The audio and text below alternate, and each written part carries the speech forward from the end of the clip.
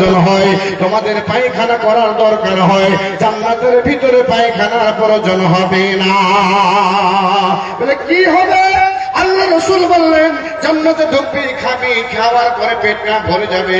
যখন পেটটা ভরে যাবে ওই সময় একবার শুধুমাত্র উপর দিকে মুখটা করে একটা ঢেকুর তোমরা ফেলে দেবে, হেউ করে তোমরা উঠবে।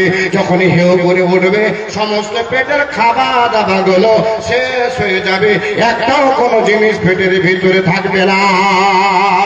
রাসূলকে বললেন রাসূল যেগুলো আমরা পানি পান করবো রে, ওই পানিগুলো আমাদের কি হবে? আল্লাহ রাসূল বললেন পানিগুলো তোমাদের ঘাম হয়ে শরীর দিয়ে সব বয়ে বয়ে চলে যাবে। আরে আমার ভাইরা, এই জগতে শরীরটা যদি একটু ঘেমে যায়, শরীরটা যদি একটু ঘেমে যায়, তবে মনে হয় কাপড়টা রাখা যায় না, বদবুতে থাকা যায় না, গন্ধে থাকা যায় না, সেন্টে থাকা যায় না, তাড়াতাড়ি করে ফেলে দিতে হয়। আল্লাহ রাসূলকে জিজ্ঞেস করলেন রাসূল গো, শরীরটা যদি ঘেমে যায় তবে তো শরীরটা গন্ধ করবে। আল্লাহ রাসূল বললেন না না না, আমার উম্মতের দল রে, যখন তোমাদের শরীরটা ঘেমে পানিগুলো বের হবে সেটা হবে মিশকে আম্বারের মতো সেন। বলুন সুবহানাল্লাহ। জান্নাতে আপনার গা দিয়ে পানিগুলো ঝরবে, ওটা আতরের মতন মিশকে আম্বারের মতো সেন বের হবে আপনার শরীর দিয়ে।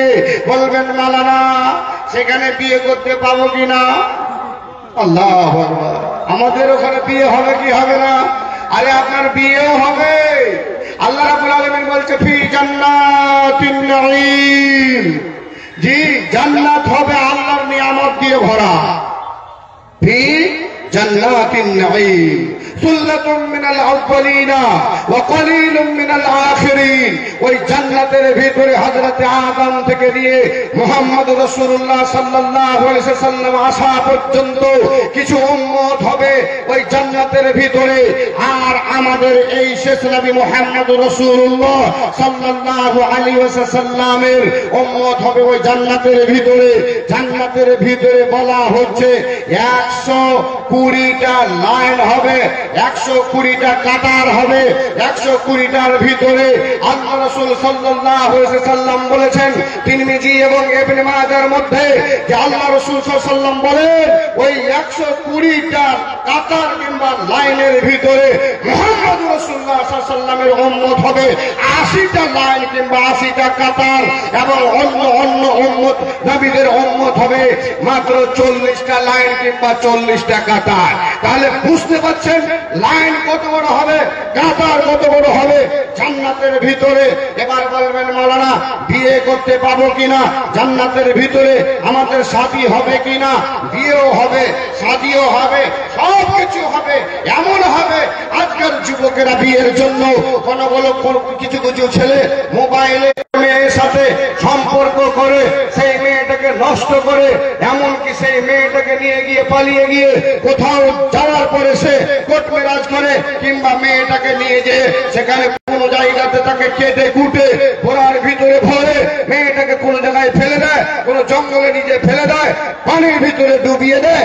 সামান্য ওই মেয়েটার পিছনে পড়ে যেই মেয়েটার প্রতি মাসে 5 দিন থেকে 7 দিন পর্যন্ত তার মিন্স, তার খুন প্রবাহিত হয়, তার হাইজ আসে, তার রক্ত প্রবাহিত হয়, ওই মেয়েটা যেই মেয়েটার পিছনে তুমি পড়ে আছো সেই মেয়েটার নাক দিয়ে নেটা, সেখান দিয়ে পানি পড়ে, কুটা পড়ে, ওই মেয়েটা যেই মেয়েটা হয়তো আপনার থুথু ফেলে। আল্লাহর কোরআন এবং আল্লাহ রাসূল সাল্লাল্লাহু আলাইহি ওয়াসাল্লাম বলেছেন হে আমার উম্মতের দল, জান্নাতের ভিতরে যে মেয়েটা পাবি তার নাকে পানি কোনোদিন আসবে না, অর্থাৎ কুটা কোনোদিন পড়বে না। তোমার ওই স্ত্রী যেটা আমি দেব সেই স্ত্রীটা কোনোদিন থুথু ফেলবে না, তোমার ওই স্ত্রী কোনোদিন পায়খানা করবে না, তোমার ওই স্ত্রী কোনোদিন ওর মাসিক মিন্স হাইজ হবে না, ওরা একবারে পাক পবিত্র হয়ে থাকবে। আর সব সময় মনে হবে যে তারা একেবারে হুরের মতো হয়ে আছে। আর আমার আল্লাহর কোরআন বলছে সুল্লাতুম মিনাল আউয়ালিনা ওয়া কলিলুম মিনাল আখিরিন, আলা সুরুরিম মাউদুনা মুত্তাকিঈনা আলাইহা মুতাকাবিলিন। আল্লাহু আকবার। টাকা টাকা তো মানুষ দিবে, এই জন্য তো এসছেন। আর টাকা যদি এখনই নিতে বলেন তাহলে তো অসুবিধা। একটু দাঁড়ান, আমি টাকা নিচ্ছি। ভাই আপনার টাকা দেবেন না এখনই? ভাই বক্তব্য শুনবেন না, টাকা দেবেন এটা বলেন। জি টাকা দেবেন? এখন টাকা দেবেন না, থামেন। টাকা তো দিতে হবে মাদ্রাসার জন্য, টাকা নেব, কিন্তু একটু শুনুন তারপরে টাকা দিন। টাকা দিতে হবে 10,000, 20,000, 30,000, 5,000, 3,000, 2,000 করে টাকা দিতে হবে। পাকিটকে খুলে রাখেন, ইনশাল্লাহ টাকা নেওয়া যাচ্ছে। আল্লাহ বলছেন যে মানুষদেরকে যে আল্লাহ জান্নাত দেবে, সেই জান্নাতের ভিতরে কি হয়ে তারা বসবে? তো আল্লাহ রাব্বুল আলামিন আলা সুরুরিম মাউদুনা, আল্লাহ বলছেন জান্নাতীরাকে যে বসার কুরসিটা দেবে, যে সিংহাসনটা দেবে, সেই সিংহাসনটা হবে স্বর্ণ অর্থাৎ সোনা দিয়ে তৈরি, সোনা দিয়ে ডিজাইন করা, সোনা দিয়ে ডিজাইন করা। ডিজাইনার যারা ডিজাইন করে, যারা মিস্ত্রি, এরা তো গ্রামগঞ্জে কুরসি বানিয়ে আপনার এই সিংহাসন বানিয়ে দেয়। সেগুলো তো আপনারা দেখেছেন, কতগুলো দেখলে মনে হয় বাপ রে কত সুন্দর। কিন্তু আল্লাহ রাব্বুল আলামিন রাসূল বলেছেন সারা পৃথিবীর মানুষ যদি জান্নাতের একটা চেয়ার বানাতে আরম্ভ করে, তাহলে সমস্ত ডিজাইনার, সমস্ত মিস্ত্রি এরা ঠকে যাবে, এরা পরেশান হয়ে যাবে।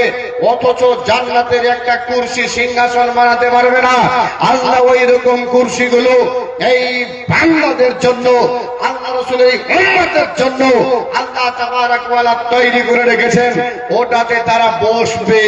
সিংহাসন, সিংহাসন বলতে এখনো বুঝতে পারছেন কি পারেননি?